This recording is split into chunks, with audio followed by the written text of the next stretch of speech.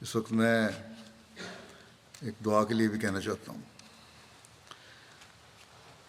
جو آج کل کے دنیا کے حالات ہیں ان کے بارے میں. گزشتہ چند دنوں سے حماس اور اسرائیل کی جنگ چل رہی ہے، جس کی وجہ سے اب دونوں طرف کے شہری، عورتیں، بچے، بوڑھے بلا امتیاز مارے جا رہے ہیں یا مارے گئے ہیں. اسلام تو جنگی حالات میں بھی عورتوں، بچوں اور کسی طرح بھی جنگ میں حصہ نہ لینے والوں کے قتل کی اجازت نہیں دیتا.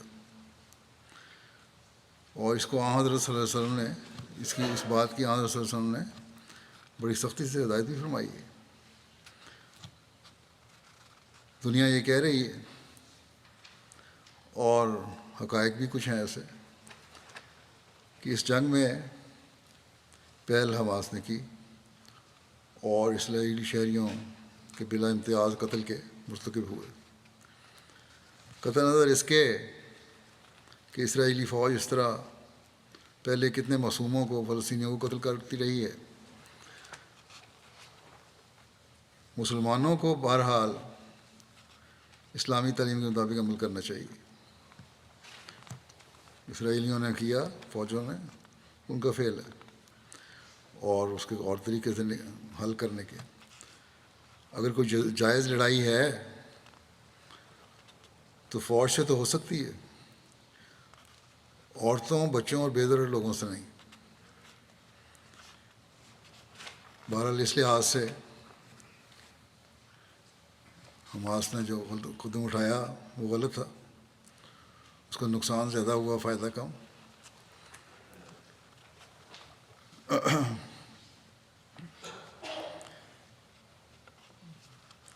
اگر یہ جو بھی تھا اس کی سزا یا اس سے جنگ حماس تک ہی محدود رہنی چاہیے تھی. یہ اصل تو ضرورت اور بہادری یہ ہے کہ یہ اصل رد عمل ہوتا.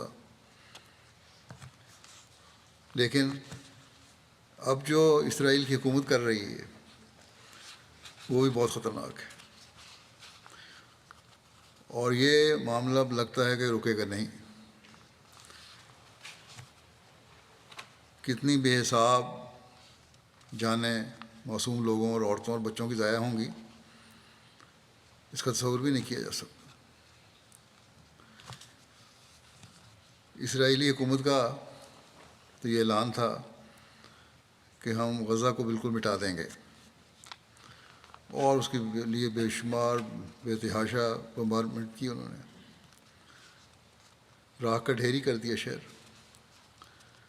اب نئی صورت یہ پیدا ہوئی ہے کہ وہ کہتے ہیں کہ 1 ملین سے زیادہ لوگ غزہ سے نکل جائیں. کچھ اس میں سے نکلنے بھی شروع ہو گئے ہیں. اس پر شکر ہے کہ مری مری آواز سے ہی صحیح، لیکن کچھ آواز تو UN والوں کی طرف سے نکلی ہے کہ یہ انسانی حقوق کی پامالی ہو ہے اور یہ غلط ہوگا اور اس سے بہت مشکلات پیدا ہوں گی، اور اسرائیل کو اپنے اس حکم کو پہ سوچنا چاہیے، بجائے اس کے کہ سختی سے اس کو کہیں کہ یہ غلط ہے. درخواست ہی کر رہے ہیں ابھی بھی. بہرحال ان معصوموں کا کوئی قصور نہیں جو جنگ نہیں کر رہے. اگر دنیا اسرائیلی عورتوں، بچوں اور عام شہری کو معصوم سمجھتی ہے تو یہ فلسطینی معصوم ہیں.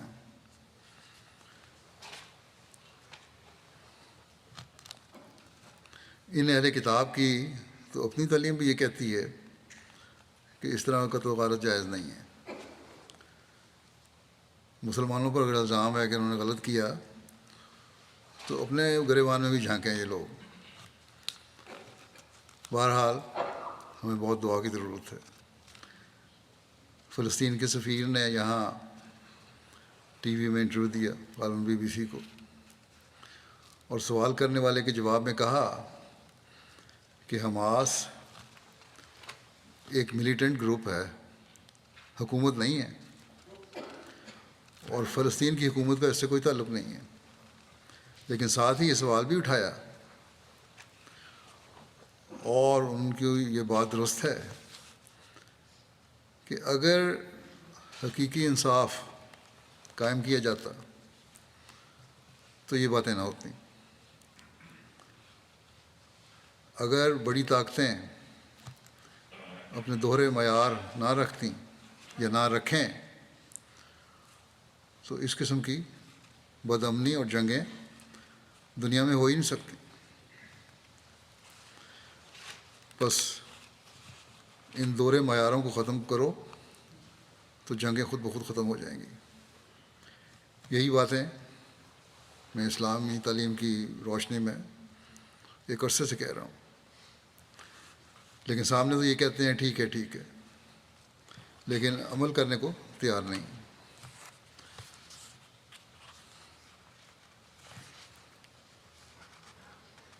اب تمام بڑی طاقتیں یا مغربی طاقتیں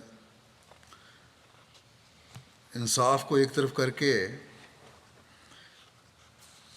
فلسطینیوں پر سختی کے لیے اکٹھی ہو رہی ہیں، اور ہر طرف سے فوجوں کی بھجوانے کی باتیں ہو رہی ہیں۔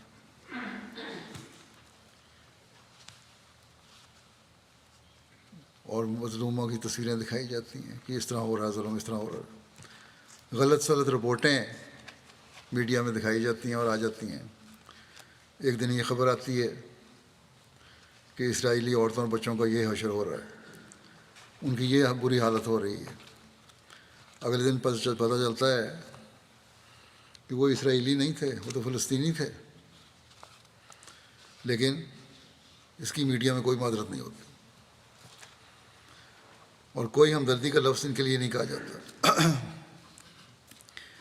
یہ لوگ جس کی لاٹھی اس کی بھینس پر عمل کرتے ہیں، جن کے ہاتھ میں دنیا کی معیشت ہے ان کے آگے ہی انہوں نے جھکنا ہے۔ اگر جائزہ لیا جائے تو لگتا ہے کہ بڑی طاقتیں جنگ بھڑکانے پر تلی ہوئی ہیں بجائے اس کو ٹھنڈا کرنے کے۔ جنگ ختم کرنا نہیں چاہتی ہیں لوگ۔ پہلی جنگ عظیم کے بعد جنگوں کے خاتمے کے لیے بڑی طاقتوں نے لیگ آف نیشنز بنائی، لیکن انصاف کے تقاضے پورے نہ کرنے اور اپنی برتری قائم رکھنے کی وجہ سے یہ ناکام ہو گئی، اور دوسری جنگ عظیم ہوئی، اور 7 کروڑ سے زیادہ جانیں کہتے ہیں ضائع ہوئیں۔ اب یہی حال UN کا ہو رہا ہے۔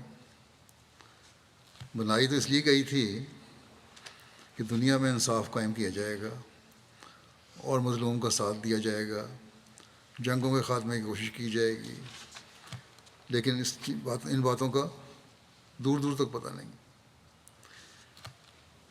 اپنے مفادات کوئی ہر کوئی دیکھ رہا ہے۔ اب جو اس بے انصافی کی وجہ سے جنگ ہوگی، اس کے نقصان کا تصور ہی عام آدمی نہیں کر سکتا، اور یہ سب بڑی طاقتوں کو پتہ ہے کہ کتنا شدید نقصان ہوگا، لیکن پھر بھی انصاف قائم کرنے میں کوئی توجہ نہیں ہے، اور توجہ دینے پر کوئی تیار بھی نہیں ہے۔ ایسے حالات میں مسلمان ملکوں کو کم از کم ہوش کے ناخن لینے چاہیے، اپنے اختلافات مٹا کر اپنی وحدت کو قائم کرنا چاہیے۔ اگر مسلمانوں کو یہ ہدایت اللہ تعالیٰ نے اہل کتاب سے تعلقات بہتر کرنے کے لیے دی ہے کہ تعالوا الی کلمۃ سواء بیننا و بینکم، اس کلمے کی طرف آ جاؤ جو ہمارے اور تمہارے درمیان مشترک ہے، یہ اللہ تعالیٰ کی ذات ہے، تو مسلمان جن کا کلمہ مکمل طور پر ایک ہے، کیوں اختلافات ختم کر کے اکٹھے نہیں ہو سکتے؟ بس سوچیں اور اپنی عبادت کو قائم کریں، اور یہی دنیا سے فساد دور کرنے کا ذریعہ ہو سکتا ہے۔ اور انصاف کے تقاضے پورے کرنے کے لیے مظلوم کے حقوق ہر جگہ قائم کرنے کے لیے بھرپور آواز اٹھائیں، پھر ایک ہو کر ایک ہوں گے، وحدت ہوگی تو آواز میں طاقت ہوگی، ورنہ معصوم مسلمانوں کی جانوں کے ضائع ہونے کے یہ لوگ ذمہ دار ہوں گے، وہ مسلمان حکومتیں ذمہ دار ہوں گی۔ حضرت صلی اللہ علیہ وسلم کے اس ارشاد کو ہمیشہ سامنے رکھنا چاہیے، اور یہ ان طاقتوں کا کام ہے رکھیں کہ ظالم اور مظلوم دونوں کی مدد کرو۔ بس اس اہم بات کو سمجھیں۔ اللہ تعالیٰ مسلمان حکومتوں کو بھی عقل اور سمجھ دے، اور ایک ہو کر انصاف قائم کرنے والے بنیں، اور دنیا کی طاقتوں کو بھی عقل اور سمجھ دے کہ دنیا کو تباہی میں ڈالنے کے بجائے دنیا کو تباہی سے بچانے کی کوشش کریں، اور اپنی اناؤں کی تسکین کو اپنا مقصد نہ بنائیں۔ ہمیشہ انہیں یاد رکھنا چاہیے کہ جو تباہی ہوگی تو یہ طاقتیں ہی محفوظ نہیں رہیں گی۔ بہرحال ہمارے پاس تو دعا ہی کا ہتھیار ہے، اسے ہر احمدی کو پہلے سے بڑھ کر استعمال کرنا چاہیے۔ غزہ میں بعض احمدی گھرانے بھی گھرے ہوئے ہیں، اللہ تعالیٰ انہیں بھی محفوظ رکھے، اور سب معصوموں مظلوموں کو وہ جہاں بھی ہیں محفوظ رکھے۔